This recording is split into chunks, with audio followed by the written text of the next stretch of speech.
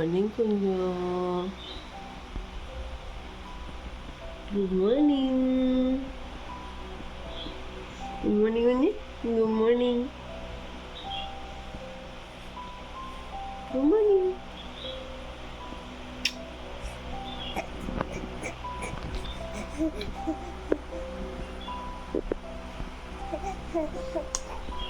Happy ഓനാന്ന്. Happy Onam. Happy Onam മഞ്ഞേ മതി. ഹാപ്പി ഓണം മതി. എന്നിട്ട് ഫോൺ നോക്കിക്കൂല. അട്ടാ നിർത്തിക്കോ മതി.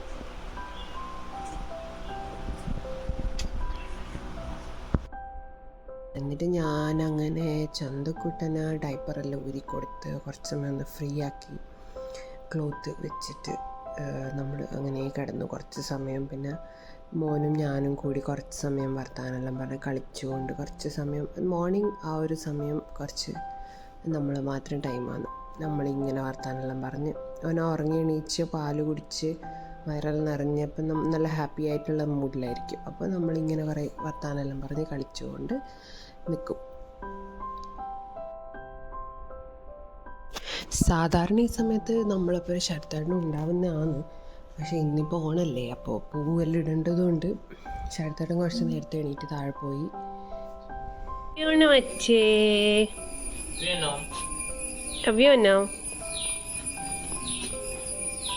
ചന്തുപൊന്ന് പറയുന്നുണ്ട് ഹാപ്പി ഓണം എന്ന്.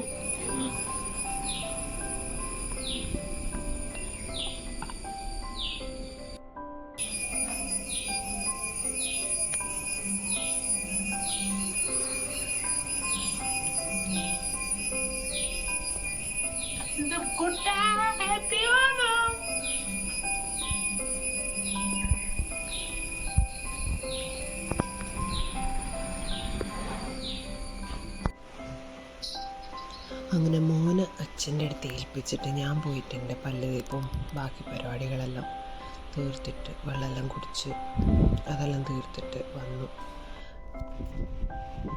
എൻ്റെ പല്ലേപ്പും പരിപാടിയെല്ലാം കഴിഞ്ഞ് കഴിഞ്ഞാൽ പിന്നെ അടുത്തത് മോൻ്റെ കുളിയാണ് കേട്ടോ. രാവിലെ തന്നെ മോനെ കുളിപ്പിക്കും. അവനിപ്പോൾ ഒരു ഏകദേശം ഒരു 7:30 കണക്കിന് തന്നെ എല്ലാ ദിവസവും ഉണരുന്നുണ്ട്. അപ്പം ആ ഒരു സമയത്ത് എണീറ്റ് കഴിഞ്ഞാൽ പിന്നെ കുറച്ച് ഫീഡെല്ലാം ചെയ്ത് കഴിഞ്ഞാൽ പിന്നെ കുറച്ച് സമയം കളിച്ച് പിന്നെ അതെല്ലാകുമ്പോഴത്തേക്ക് ഏകദേശം 8 മണിയാവും. 8 മണിക്ക് തന്നെ വേഗം എണ്ണയും തേപ്പിച്ച് കുറച്ച് സമയം കിടത്തും. എന്നിട്ട് പിന്നെ പെട്ടെന്ന് തന്നെ ഒരു 8:30, 9 ഉള്ളിൽ അവൻ്റെ കുളിയും പരിപാടിയെല്ലാം കഴിഞ്ഞ് അവൻ ഉറങ്ങും.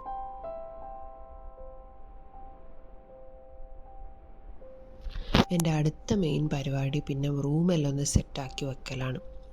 രാവിലത്തെ ഉറക്കം എണീക്കലും പിന്നെ കുളിയും പരിപാടിയെല്ലാം കഴിയുമ്പോഴത്തേക്കെല്ലാം മൊത്തത്തിൽ കുറച്ച് അലമ്പായിട്ടുണ്ടാവുമല്ലോ. അപ്പോൾ പിന്നെ അതെല്ലാം ഒന്ന് സെറ്റാക്കി വെച്ച് കൂട്ടത്തിൽ ഞാൻ കുറച്ച് വെള്ളം കുടിക്കും, പിന്നെ നട്ട്സ് കഴിക്കും. അങ്ങനത്തെ പരിപാടിയെല്ലാം രാവിലെ ആ ഒരു സമയത്ത് തീരും. എൻ്റെ കൂട്ടത്തിൽ ബെഡ്ഷീറ്റും അതെല്ലാം മടക്കി വെക്കലും അങ്ങനെ മൊത്തത്തിൽ റൂമെല്ലാം ഒന്ന് ഒതുക്കി വെക്കുന്ന പരിപാടി അപ്പോഴാണ്. എനിക്ക് കുറച്ച് ബാക്കി മേലെ തുണി ഉണങ്ങാനിട്ടതെല്ലാം എടുത്തിട്ട് വരാനുണ്ട്. കുറച്ച് 2 ദിവസം നല്ല മഴയായതുകൊണ്ട് ഉണങ്ങിയിട്ടുണ്ടായിട്ടില്ല. കുറച്ച് തുണികൾ ഉണങ്ങാൻ ബാക്കിയുണ്ട്. അപ്പോൾ അതും എടുത്തിട്ട് വരണം. എന്നിട്ട് അതെല്ലാം ഒന്ന് ഫോൾഡ് ചെയ്തെടുത്ത് വെക്കണം. കേജെല്ലാം ഓൾമോസ്റ്റ് പാക്ക് ചെയ്ത് ഞാൻ റെഡിയാക്കി വെച്ചു. പിന്നെ ഞാനിന്ന് എൻ്റെ വീട്ടിലേക്ക് പോകുന്നുണ്ട് ഉച്ചക്ക്. അപ്പോൾ അതിൻ്റെ കുറച്ച് പാക്കിങ്ങും ഉണ്ട്. എന്നിട്ട് പിന്നെ ഞാനൊന്ന് താഴെ ഒന്ന് പോയി നോക്കിയപ്പോഴത്തേക്കും പൂക്കളം ഫുൾ സെറ്റായിട്ടുണ്ടായിരുന്നു. എന്നിട്ട് പിന്നെ അത് കഴിഞ്ഞ് ഞാൻ വേഗം പോയി എൻ്റെ കുളി പരിപാടിയെല്ലാം തീർത്തു. തുണി കൊണ്ടുവന്നത് പിന്നെ മടക്കി എല്ലാം ഫോൾഡ് ചെയ്ത് വെക്കാനുണ്ടായിരുന്നല്ലോ ഒരുപാട്, അതെല്ലാം തീർത്തു. ബാക്കിയുള്ള ചെറിയ ചെറിയ പാക്കിംഗ് പരിപാടീസ് എല്ലാം തീർത്തിട്ട് പിന്നെ എൻ്റെ ഇടയിൽ പോയി ബ്രേക്ക്ഫാസ്റ്റ് കഴിച്ചു. അങ്ങനെ ഇങ്ങനത്തെ പരിപാടികളെല്ലാം കഴിഞ്ഞു. മോൻ സമയത്ത് ഉറക്കം ആണ്. എൻ്റെ ആ ഒരു ബാക്കിയുണ്ടായ കുറച്ച് പണികളെല്ലാം ആ ഗ്യാപ്പിൽ തീർന്നു കിട്ടി. ഞാനെല്ലാം പൊതുവേ നേരത്തെ പാക്ക് ചെയ്ത് വെക്കുന്ന കൂട്ടത്തില്ല. എനിക്ക് ലാസ്റ്റ് മിനിറ്റ് ഭയങ്കര അത് മറന്നു ഇത് മറന്നു എന്നുള്ള ടെൻഷനെല്ലാം കൂട്ടത്തില്ല. അതുകൊണ്ട് ഞാൻ പിന്നെ തലേ ദിവസം തന്നെ ഫുള്ള് എല്ലാം ഒരുവിധം എല്ലാം റെഡിയാക്കി വെക്കും. ഇത് പിന്നെ കുറച്ച് മഴ ആയതുകൊണ്ട് കുറച്ച് തുണികളങ്ങനെ മിസ്സായി ബാക്കിയായതാണ്. അപ്പം പിന്നെ അതും എല്ലാം താഴെ കൊണ്ടുവന്ന് എടുത്ത് വെച്ച് ഇപ്പം എൻ്റെ ക്ലോത്ത് പാക്കിങ് പരിപാടിയെല്ലാം തീർന്നു. അപ്പോൾ ഇപ്രാവശ്യം മോൻ്റെ ഫസ്റ്റ് ഓണമായതുകൊണ്ട് തന്നെ വീട്ടിൽ നിന്ന് അച്ഛനും അമ്മയും ഏട്ടനും ഏച്ചിയെല്ലാം ഇങ്ങോട്ടേക്ക് വരുന്നുണ്ട്. അപ്പം ഇന്ന് നമുക്ക് വേറെ പുറമേ നിന്ന് ഗസ്റ്റൊന്നുമില്ല. പക്ഷെ ഇന്ന് ഓണം എല്ലാവരും കൂടി ഈടെയാണ് ആഘോഷിക്കുന്നത്. നമ്മളെ അവിടെ വെച്ചാൽ എൻ്റെ വീടിൻ്റെ അങ്ങോട്ടെല്ലാം കാഞ്ഞങ്ങാട് കാസർഗോഡ് ഭാഗത്തെല്ലാം ഈ ഉത്രാടം തിരുവോണം എന്നെല്ലാം പറയുന്നത് പിന്നെ അതായിട്ട് തന്നെ ആഘോഷിക്കും. ലൈക്ക് പെൺകുട്ടികളാണെങ്കിൽ കോടി ഉത്രാടം എന്ന് പറഞ്ഞ പോലെ ആഘോഷിക്കും, ആൺകുട്ടികളാണെങ്കിൽ കോടി ഓണം. പുറമേ നിന്നുള്ള ആൾക്കാരെയും എല്ലാം വിളിച്ചിട്ട് അങ്ങനെ ആഘോഷിക്കും. കോടി ഉത്രാടം ഓണം എന്നെല്ലാം പറയുന്നത് അങ്ങനെയായിട്ട് തന്നെ ആഘോഷിക്കും. പക്ഷേ ഈ ഭാഗത്തെല്ലാം എന്ന് വെച്ചാൽ ഓണം ആഘോഷിക്കും പ്രോപ്പറായിട്ട്, അല്ലാണ്ട് അങ്ങനെ കോടി ഉത്രാടം കോടി ഓണം എന്നുണ്ടെങ്കിൽ അതിന് അങ്ങനെ ഒരു ഇതായിട്ട് ഇമ്പോർട്ടൻസ് ആയിട്ട് അങ്ങനെ ഇല്ല. അല്ലാണ്ട് വീട്ടുകാരും എല്ലാവരും കൂടി അങ്ങനെ ഓണം സദ്യയിലുണ്ടാക്കി ആഘോഷിക്കുന്നല്ലാതെ നാട്ടിൽ അങ്ങോട്ട് ആ ഭാഗത്തോട്ടുള്ള പോലെ പുറമേ നിന്ന് അങ്ങനെ കുറേ ആൾക്കാരൊന്നും വിളിച്ചിട്ടും അങ്ങനെ ഒരു വലിയ ഫങ്ഷനായിട്ടൊന്നും അത് ആഘോഷിക്കലില്ല.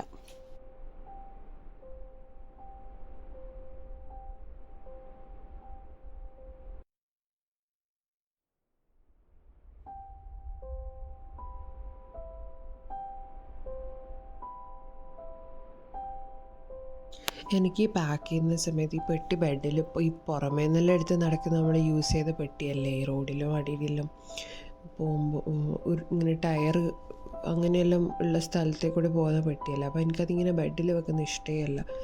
സാധാരണ ഞാൻ താഴെ വെച്ചിട്ട് തന്നെയാണ് പാക്ക് ചെയ്യൽ. പക്ഷേ ഇന്നിപ്പോൾ മോൻ അവിടെ സൈഡിൽ തന്നെ ഉറങ്ങുന്നതുകൊണ്ട് താഴെ വെച്ചാൽ ചിലപ്പോൾ സൗണ്ടാവും. അതുകൊണ്ട് ഞാനൊരു പഴയ എൻ്റെ ഒരു ഷോള് ബെഡിൽ വിരിച്ചിട്ട് അതിൻ്റെ മേലെ വെച്ചിട്ടാണ് പാക്ക് ചെയ്തത്.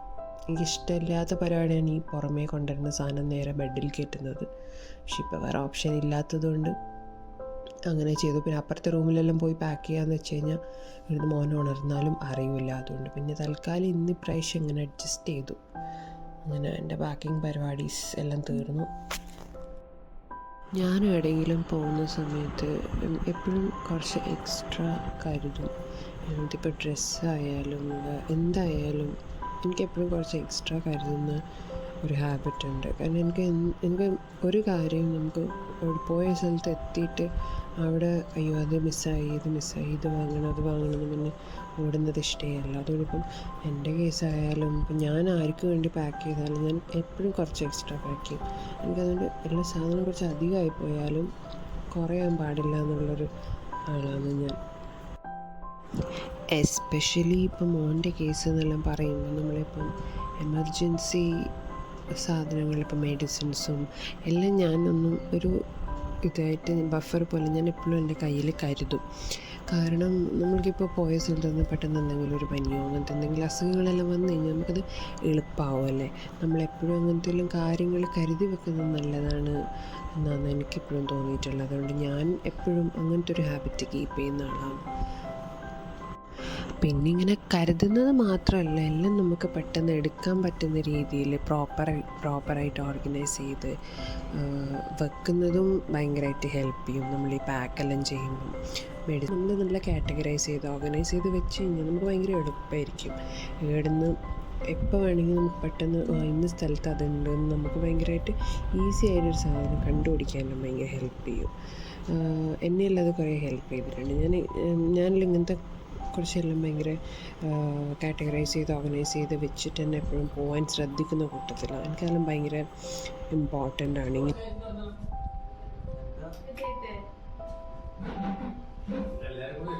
കുറച്ച് കഴിഞ്ഞപ്പോഴത്തേക്കും വീട്ടിൽ നിന്ന് അവരെല്ലാം എത്തി. പിന്നെ എല്ലാവരും കുറേ നാൾ കഴിഞ്ഞ് ചന്തുവിനെ കണ്ടതിൻ്റെ എക്സൈറ്റ്മെൻറ്റിലായിരുന്നു എല്ലാവരും. അപ്പം പിന്നെ ഇവനും നല്ല ഉറക്കെല്ലാം കഴിഞ്ഞ് എണീറ്റ് നല്ല ഫ്രഷ് ആയതുകൊണ്ട് അവനും നല്ല മൂഡിലുണ്ടായിരുന്നു. പിന്നെ അങ്ങനെ എല്ലാവരും വന്നു, ചായയെല്ലാം കുടിച്ചു. പിന്നെ ഇങ്ങനെ വർത്തമാനം ചായ ഞാൻ കഴിക്കുന്നുണ്ട്. നമ്മൾ മുഖത്തിങ്ങനെ ഓരോ ആക്ഷൻ കാണിക്കുമ്പോ അങ്ങനത്തെ ഒച്ച കേൾക്കുമ്പോ ഇഷ്ടമാണ്. അങ്ങനെ എങ്ങനെ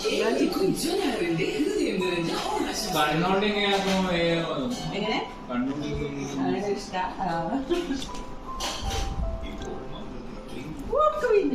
ഒക്കെ മാറിയതാ.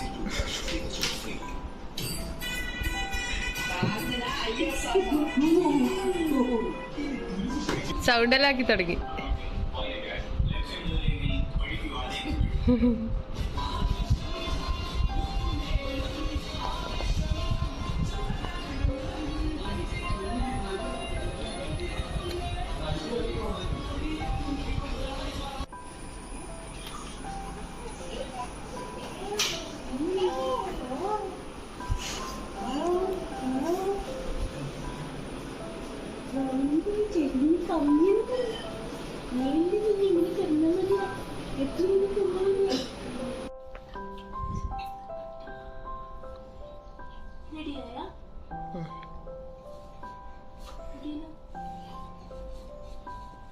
ഡയപ്പർ കാണാത്ത പോലെ.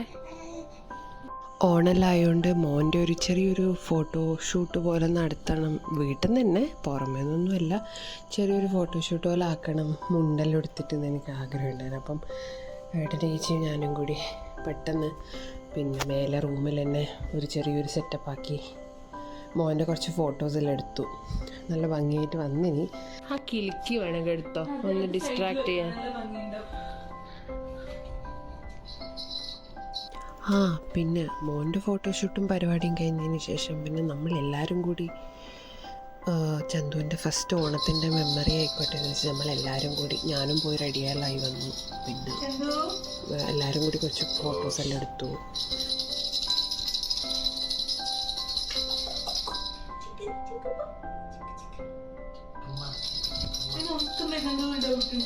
ചിലപ്പോൾ ഉറങ്ങുമായിരിക്കും.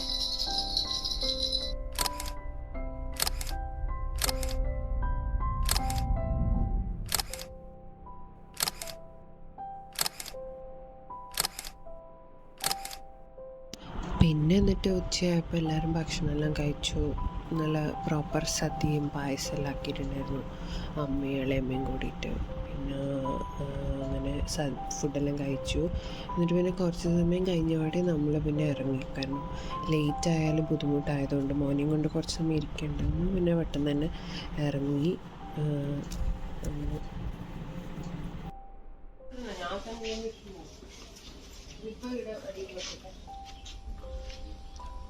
പൂക്കളൊന്നും അടിപൊളി.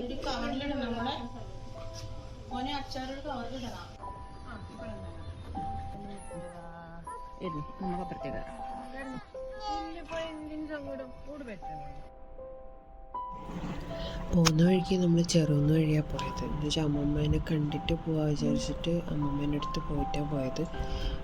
പിന്നെ അമ്മമ്മേൻ്റെ അടുത്ത് പോയി അവിടെ കുറച്ച് സമയം ഇരുന്ന് അവിടെ ചായയെല്ലാം കുടിച്ചിട്ട് നമ്മൾ പിന്നെ വീട്ടിലേക്ക് വിട്ടു.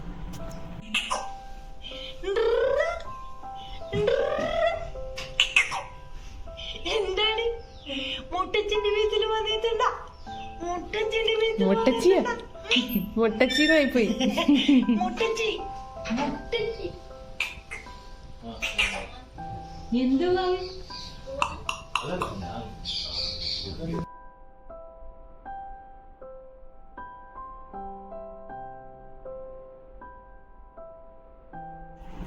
പോകുന്ന വഴിക്ക് അമ്മയും ചേച്ചി മാറി മാറി മോനെ എൻ്റർടൈൻ ചെയ്തുകൊണ്ടിരിക്കില്ലായിരുന്നു. ഓരോരോ പുതിയ ഐറ്റംസ് മാറ്റി മാറ്റി പിടിച്ചിട്ട്.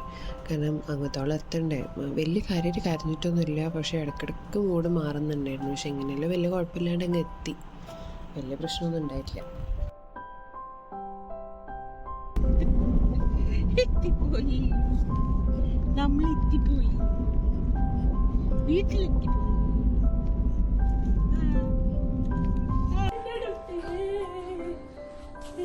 വീട്ടിലെത്തിയാൽ ഇതാണ് ഏറ്റവും വലിയ ഹാപ്പിനെസ്. എന്ന് വെച്ചാൽ ഇവർ രണ്ടാളും കുട്ടും ഗപ്പിയും നമ്മളെ കാത്തിക്കുന്നതും നമ്മളെ കാണുമ്പോൾ അവരെ എക്സൈറ്റ്മെൻറ്റും അതെന്ന് വെച്ചാൽ സത്യം പറഞ്ഞാൽ ഭയങ്കര എന്താ പറയുക സുഖം ആണ് കാണാൻ വേണ്ടിയിട്ട്. കുറേ നാൾ കൂടി നമ്മളെ കാണുമ്പോൾ ഭയങ്കര സന്തോഷമായിരിക്കും, തുള്ളിച്ചാടലും മേത്തേക്ക് തുള്ളലും എല്ലാം. ഇപ്പം ശരിക്കും ഗപ്പീനെ ഭയങ്കരമായിട്ട് മിസ് ചെയ്യുന്നുണ്ട്. ഇവൻ മാത്രമേ ഉള്ളൂ. വരുമ്പം കൂട്ടിനുള്ളിൽ നിന്ന് ഇങ്ങനെ വാലാട്ടിക്കൊണ്ടിരിക്കുന്നതിന് കാണാൻ ശരിക്കും ഭയങ്കരമായിട്ട് മിസ് ചെയ്യുന്നുണ്ട്. എനിക്ക് ശരിക്കും ഭയങ്കര ആഗ്രഹമായിരുന്നു ചന്തു വലുതായിട്ട് ടുട്ടുവിൻ്റെയും ഗപ്പീൻ്റെയും ഒപ്പം ഇങ്ങനെ കളിക്കുന്നത് കാണലും. ശരിക്കും ഭയങ്കര ആഗ്രഹം ഉണ്ടായിരുന്നു അതെല്ലാം.